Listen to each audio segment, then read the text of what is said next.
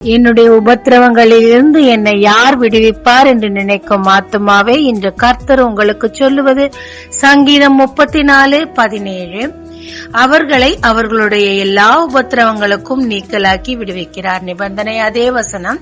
நீதிமான்கள் கூப்பிடும் போது கர்த்தர் கேட்டு.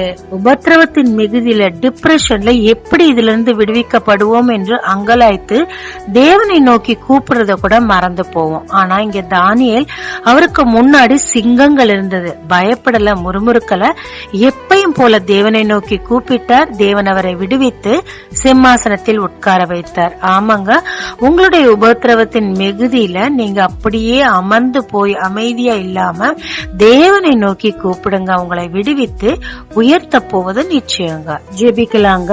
என் உபத்திரவத்தின் மத்தியில் நீர் என்னை விடுவிக்கிறவராய் இருப்பதற்காக நன்றி. உம்மை நோக்கி கூப்பிட எனக்கு கிருபை தாரும். இயேசு மூலம் பிதாவே, ஆமென்.